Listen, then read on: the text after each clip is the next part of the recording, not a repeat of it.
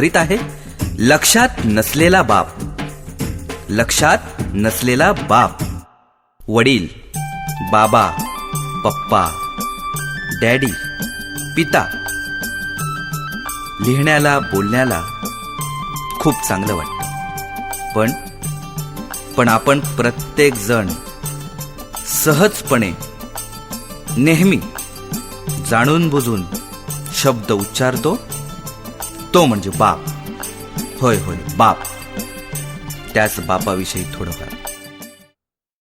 आई घराचं मांगल्य असते तर बाप घराचं अस्तित्व असतो.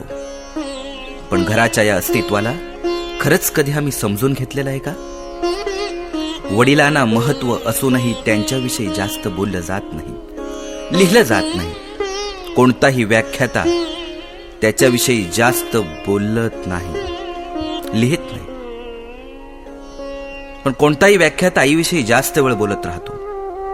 संत महात्म्यांनी आईचंच महत्व अधिक सांगितलेलं आहे. देवादिकांनी आईचेच तोंड भरून कौतुक केलं आहे. चांगल्या गोष्टींना आईचीच उपमा दिली जाते, पण बापाच्या विषयी कुठंच फारसं बोललं जात नाही. काही लोकांनी बाप रेखाटला, पण तोही तापट, व्यसनी, मारझोड करणारा. समाजात 1-2% बाप असे असतीलही, पण चांगल्या पित्यांबद्दल काय, चांगल्या वडिलांबद्दल काय? आईकडे अश्रूंचे पाट असतात, पण बापाकडे संयमाचे घाट असतात. आई रडून मोकळी होते, पण सांत्वन वडिलांनाच करावं लागतं. आणि रडणाऱ्यापेक्षा सांत्वन करण्यावरच जास्त ताण पडतो, कारण ज्योतीपेक्षा समयीच जास्त तापते ना. पण श्रेय नेहमी ज्योतीलाच मिळत राहते. रोजच्या जेवणाची सोय करणारी आई आमच्या लक्षात राहते, पण आयुष्याची शिदोरीची सोय करणारा बाप आम्ही किती सहज विसरून जातो.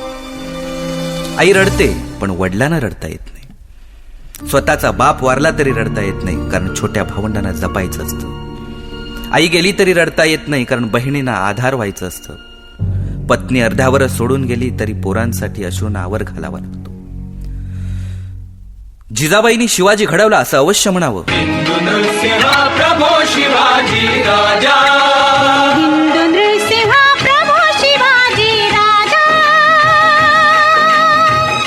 त्यावेळी शहाजी राजांची ओढाताण सुद्धा लक्षात घ्यावी. देवकीचं यशोदेचं कौतुक अवश्य करावं.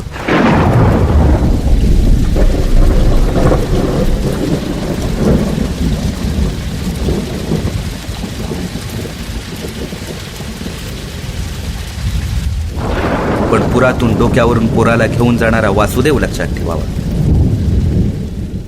राम हा कौशल्याचा पुत्र अवश्य असेल, पण वियोगात तडफडून मरण पावला तो पिता दशरथ होता.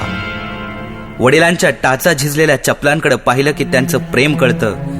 त्यांची फाटकी बनियान पाहिली की कळतं आमच्या नशिबाची भोकं त्यांच्या बनियानला पडली आहेत. त्यांचा दाढी वाढलेला चेहरा त्यांची काटकसर दाखवतो.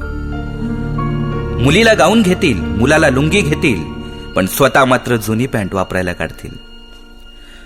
मुलगा सलूनमध्ये 20-25 रुपये खर्च करतो, मुलगी ब्युटी पार्लरमध्ये 30 रुपये खर्च करते. पण त्याच घरातला बाप दाढीचा साबण संपला म्हणून आंघोळीच्या साबणाने दाढी खरवडत असतो. अनेकदा तो नुसतं पाणी लावून दाढी करतो. बाप आजारी पडला तरी पटकन दवाखान्यात जात नाही. तो आजाराला मुळीच घाबरत नाही, पण डॉक्टर एखादा महिना आराम करायला लावतील याची त्याला भीती वाटते. कारण पोरीचं लग्न, पोराचं शिक्षण बाकी असतं. घरात उत्पन्नाचं दुसरं साधन नसतं. ऐपत नसते तरीही मुलाला मेडिकलला, इंजिनिअरिंगला प्रवेश मिळवून दिला जातो. ओढाताण सहन करून त्या मुलाला दर महिन्याला पैसे पाठवले जातात. पण सर्वच नसली तरी काही मुलं अशी असतात की ते तारखेला पैसे येताच मित्रांना परमिट रूम मध्ये पार्ट्या देतात.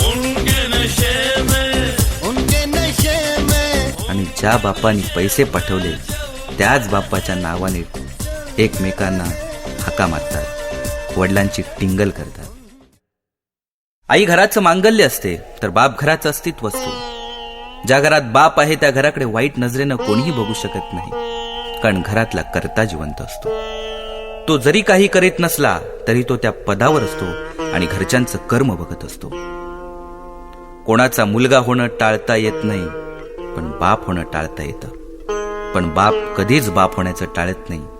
आईच्या असण्याला किंवा आई होण्याला बापामुळे अर्थ असतो. कोणत्याही परीक्षेचा निकाल लागल्यावर आई जवळची वाटते, कारण ती जवळ घेते, कवटाळते, कौतुक करते. पण गुपचूप जाऊन पेढ्यांचा पुडा आणणारा बाप कोणाच्याच लक्षात येत नाही. पहिलीट करणीचं खूप कौतुक होतं, पण हॉस्पिटलच्या आवारात अस्वस्थपणे वावरणाऱ्या त्या बापाची कोणीही दखल घेत नाही. चटका बसला, ठेच लागली, फटका बसला तर आई ग हा शब्द बाहेर पडतो. पण हायवेला रस्ता ओलांडताना एखादा ट्रक जवळ येऊन ब्रेक अचानक लावतो,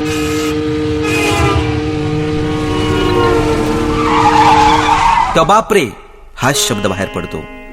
कारण छोट्या छोट्या संकटांसाठी आई चालते, पण मोठी मोठी वादळं पेलताना बापच आठवतो. काय पटतंय ना? कोणत्याही मंगल प्रसंगी घरातील सर्व मंडळी जातात, पण मैताच्या वेळी बापालाच जावं लागतं. कोणताही बाप श्रीमंत मुलीच्या घरी जास्त जात नसतो, पण गरीब लेकीच्या घरी उभ्या उभ्या का होईना चक्कर मारतो. तरुण मुलगा उशिरा घरी येतो तेव्हा त्याची आई नाही, त्याचा बापच जागा असतो. मुलाच्या नोकरीसाठी साहेबांपुढे लाचार होणारा बाप, मुलीच्या स्थळासाठी उंबरटे झिजवणारा बाप, घरच्यांसाठी स्वतःच्या व्यथा दडपणारा बाप खरंच किती ग्रेट असतो ना. वडिलांचं महत्व कोणाला कळतं? लहानपणीच वडील गेल्यावर अनेक जबाबदाऱ्या खूप लवकर पेलाव्या लागतात. त्यांना एकेका वस्तूंसाठी तरसावं लागतं. वडिलांना खऱ्या अर्थाने समजून घेते ती त्या घरातली मुलगी. सासरी गेलेल्या अथवा घरापासून दूर असलेल्या मुलीला बापाशी फोनवर बोलताना बदललेला आवाज एका क्षणात कळतो. मग ती अनेक प्रश्न विचारते. कोणतीही मुलगी स्वतःच्या इच्छा बाजूला ठेवून बाप म्हणेल तेव्हा विवाहाच्या बोल्यावर चढते. मुलगी वडिलांना जाणते, जपते.